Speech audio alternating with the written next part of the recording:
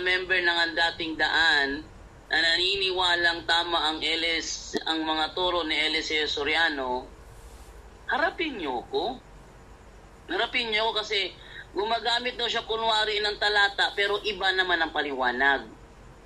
Baka sabihin ninyo na ako'y gumagawa ng kwento. Wait lang ha. Total, alas 10 na eh. So, i-final hirit ko na lang itong tungkol kay Eliseo Soriano, ano? Na gusto ko, harapin niyo ko, labanan niyo ako patungkol sa mga bagay na ito. Kukunin ko lang yung ibang mga sinabi ni ni Eliseo Soriano patungkol doon sa turo niya from Silangan to Kanluran. Inan niyo ha. Ginamit niya yung eto, unang linya na sinabi ni Soriano, pakinggan natin. Ang iglesia dito sa Kanluran, ang iglesia rito galing sa Kanluran eh. Katoliko galing dito sa Kanluran. Yan. Ang Katoliko daw galing sa Kanluran. Kung sino mang dating daan dyan na naniniwalang tama ang sinabi ni Soriano, harapin niyo ako. Patunayan nyo na ang Katoliko galing sa Kanluran. Kasi meron tayong ChatGPT ngayon eh. AI, daling tanongin si AI. Is it true that the Roman Catholic Church began in the West? Tanongin natin. Is it true that the Roman Catholic Church, the history of the Roman Catholic Church began in Jerusalem? Tanongin natin. Mayroon tayong ChatGPT para magkaunawaan. Ano pa? Eto pa. Pero yung pong sa Diyos na iglesia, sabi ng Diyos, pagmumula sa kanila ang tinig ng pagpapasalamat, ang tinig ng nangagsasaya. Yan, nagmumula sa kanila, ginamit niya Jeremias 30:19, magmumula sa kanila ang pagpapasalamat at ang tinig ng nangagsasaya. Sinong nila ito? Sinong nila? Ito ba yung kinani ba ni Eliseo Soriano o mga Israelita? Kasi paliwanag kasi ni Soriano dito, ito daw tumutukoy sa iglesia nila. Ayan, talakayin natin yan. Kung ang tinutukoy ba sa Jeremias 30, ay ang iglesia kinani ba ni Eliseo Soriano o ang mga Israelita? Alamin natin yan. Anahin natin. Gumagamit siya ng talata pero out of context. Kaya kung out of context, mali. Mga dating daan dyan. Kasi yung isa, si Reyes Abiaton, hindi lumaban eh. Meron ding isa. Yung si Rashid, hindi rin. Ayaw nga niya banggitin ko yung uminom ka ng ihi mo. Maraming turo si Soriano na masasabi nating mali. Tinanin niyo ha. Ito po. Ito, isa pa. Ang Pilipinas mga pulo ng dagat eh. Kaya nga ang tawag dito sa panahon ng nakaraan, Las Islas Pilipinas. Ayan. Patunayan ninyo na ang mga pulo ng dagat sa Biblia ay tumutukoy sa Pilipinas. Ayan. Naniniwala kayong tamang turo ni Soriano? Talakayin natin yan. Ngayon, ito naman, sabi ni Soriano, hindi kami ang tunay na iglesia, nakianib lamang kami. Nakianib lang daw. Kung nakianib kayo, hindi kayo sa Pilipinas magsisimula. Doon nagsimula sa Jerusalem dapat. Kasi nakianib lang kayo, di ba? Yan tanong, saan ba nagsimula ang MCGI? Pakinggan natin si Soriano. Ito lang naman ang iglesyang ito. Ang nag-umpisa sa Silanganan na nakarating ng kalunuran ng nangangaral eh. So, nagsimula pala sila sa Pilipinas. Talakayin natin yan. Actually, namin niya sa Pinas sila natatag. Ito lang naman ang relihiyon, itong iglesia ng Diyos na natatag sa Pilipinas. Ito lang naman ang relihiyong galing sa Silangan na pumunta ng kalunuran para mangaral. Natatag daw, natatag. Tapos ito pa, sa Pinoy raw natupad ang hula. Kaya Alam nyo, karangalan nating mga Pilipino na nangyari itong hulang ito Nasabi ng Diyos, ililigtas ko ang aking bayan sa lupaing silanganan at sa lupaing kalunuran. Yan. Mula sa sinisikatan ng araw hanggang sa nilulubugan niyaon. Yan na. Sa mga ang dating daan na naniniwalang tama ang turo ni Soriano, harapin niyo ko rito. Patunayan ninyo na ang tinutukoy sa Zacarias 8, mula chapter 1 hanggang sa dulo ng Zacarias 8. Patunayan nyo sa akin, yan ay tumutukoy sa MCGI na kinaaanib pa ninyo. Patunayan kong Jerusalem yan. Kaya mali ang turo ni Soriano. Sinong lalaban? Bro JD. Sabi niya dito bro, maghanap ka daw ng moderator na hindi daw kakampi sa'yo. Ng kalabanan ka daw niya, papatulan ka daw niya. Sige. Makipag-communicate ka sa akin, Chikilim. Huwag kang hanggang comment lang kasi pag hanggang comment lang, duwag yun No? Huwag kang hanggang comment lang. Kontakin mo ako. Ayan lang bro.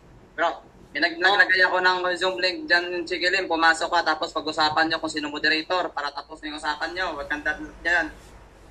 Kukuha ko ng moderator ng ibang sekta. Request ko si Ryan Fuentes. Kaibigan niyo si Ryan Fuentes, tiyak ko, payag yun. Hindi ang Katoliko, ha? Ayoko pumili ng moderator na MCGI. Ayoko rin pumili ng moderator na INC. Kasi magkalapit lang yan sila. Dito kukunin ko si hilingin ko si Ryan Fuentes. Kailangan ka makipag-communicate sa akin, Chikilim, via Facebook, communicate ka sa akin. At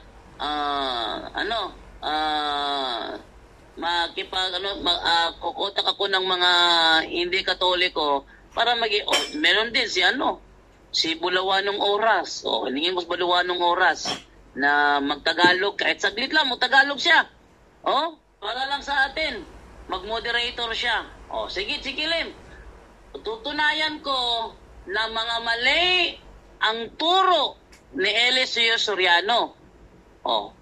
Patutunayan ko na mga mali ang turo ni Eliseo Soriano. Sabihin, may kukunin ako rito ng mga pahayag niya. Patunayan mong tama ang paliwanag niya. Example lang natin. Ayon sa kanya paliwanag sa Zacarias 8:7, yan daw ay tumutukoy sa inyo, yung Zacarias 8:7. Kung saan sinasabi doon, ganito ang sabi ng Panginoon ng mga hukbo. Narito, aking ililigtas ang aking bayan sa lupaing silangan at lupaing kalunuran. Patunayan niyo sa akin na MCGI ang tinutukoy dyan na bayan. Kanyang bayan. Patunayan niyo sa akin, ha?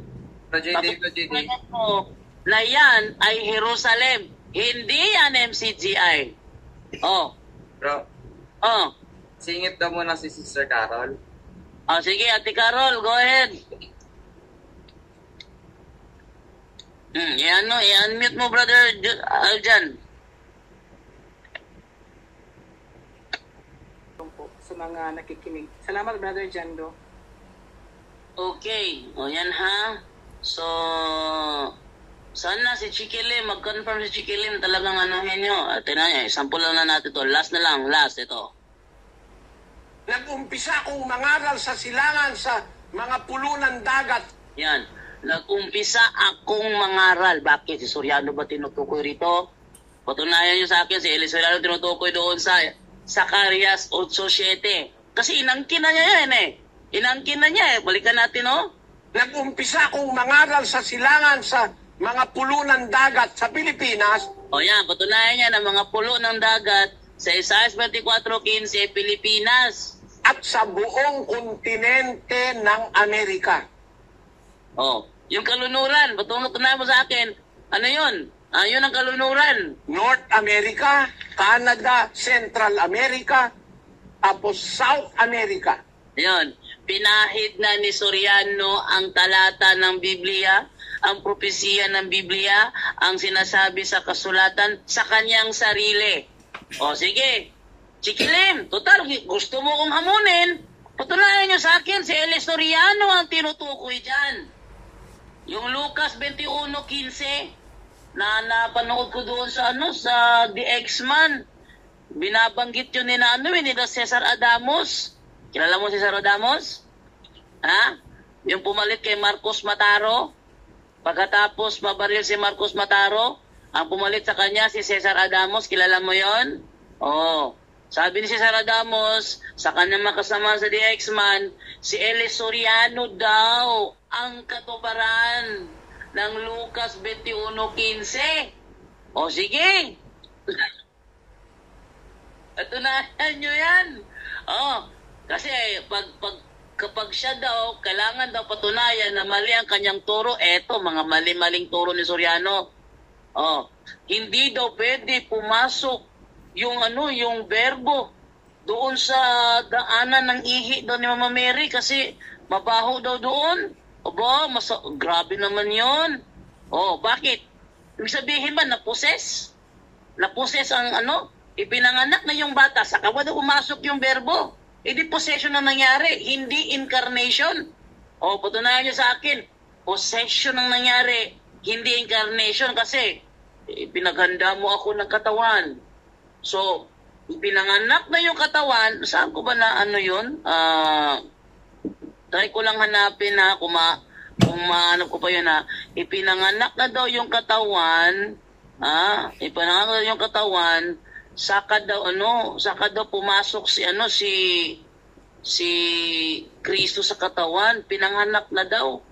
Pag pinanganak yung, sabihin may katawan na.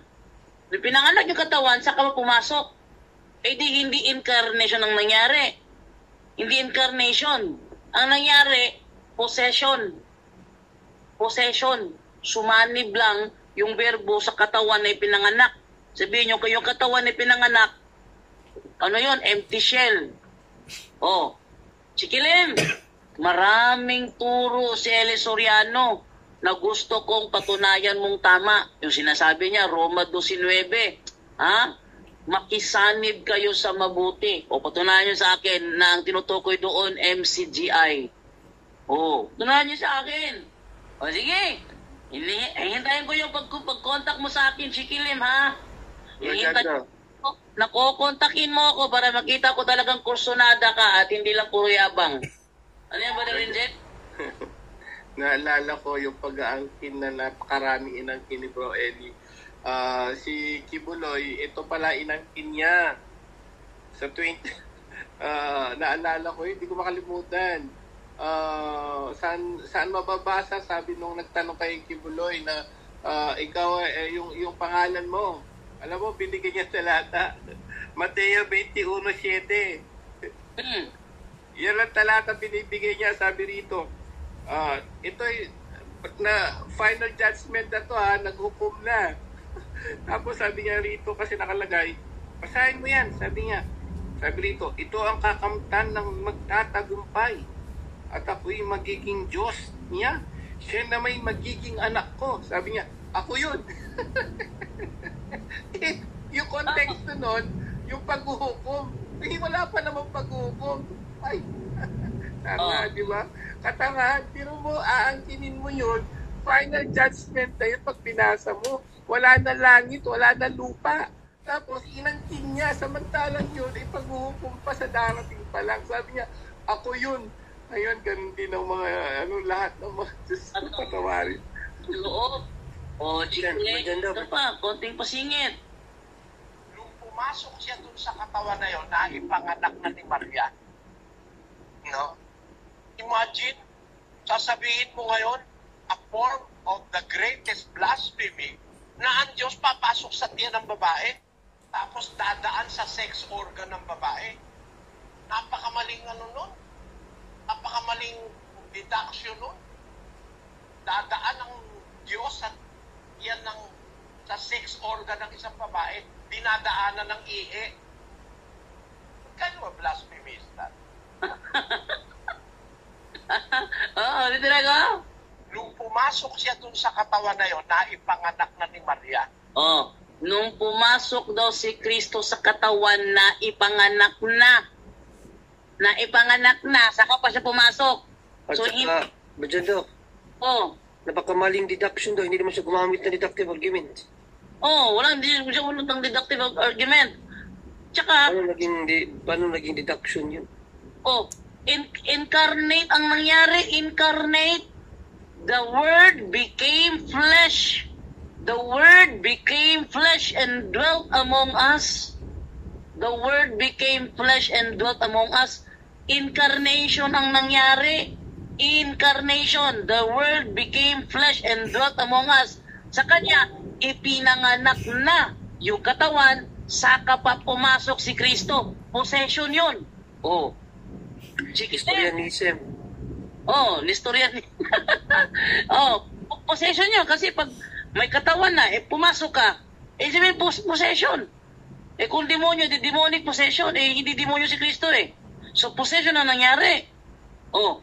Sige, patunayan nyo sa akin yan, mga Chikilim. Ikaw yung, yung kursunada sige, patunayan mo sa akin yan, mga turo ni Soriano, tama.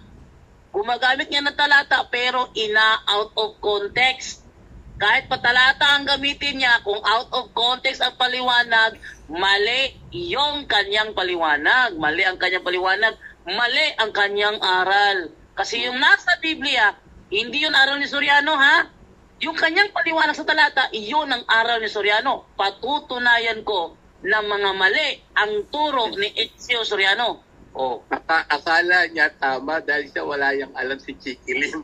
Nung nakinig ka kay Bro N, wala kang alam. Kaya lahat naman kasi, pinakikinggan mo, akala mo tama dahil in the first place, ikaw ay walang alam nung nakinig ka. Ngayon, malalaman mo rito sa punto por punto ang tamang konteksto ng pag-aaral sa Biblia. Si Brother Eli, tandaan mo, nagbasa lang yan, wala nagpaliwanag sa kanya. Paano lahat naman ng mga pastor na sulpot nagbasa, wala nagpaliwanag, kaya mali-mali, walang guidance of the church. At ang problema, may church kayo pero Bible alone kayo. Paano nangyari yun? Church of God pero Bible alone. Paano nangyari yun? Ang layo, doon pa lang ang layo na.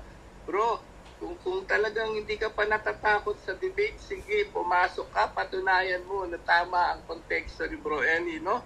Kawawa din kayo dahil kayo nung una pa lahat kayo walang alam. Kaya kayo kala nyo tama interpretation niya. Sige, pasok ka, sana para maliwanagan kayo. Confirm yan ni Alfie Angeles, Brother Angel, na talaga mga ADD members, walang alam, fanatic lang sila. Eto. So yun. Saka ang dating daan kasi, brother, akala nila, pag sila yung mga miyembro nila, pag nagsalita, akala nila, alam na nila yung buong katotohanan. Anong banal halik? Anong banal halik? Ganun sila magtanong Tanongin mo miyembro, alam ba niya yung banal na halik? Saan niya nakatira ang Diyos bago lalangan ng langit at lupa? Kahit yung mga miyembro kayo, hindi alam Ewan ko si Josie kung alam nila yung turo doon sa Mahilig sila magpakita na akala nila ang galing-galing nila. Ganon. Pero walang alam yung brother, ginagarantiyahan ko sa'yo. Ganon. Impress lang sila kay Mr. Soriano. Impress lang kayo kay Soriano, fanatic lang kasi kayo. So hanggang dito na lang tayo sa gabing ito. Maraming salamat.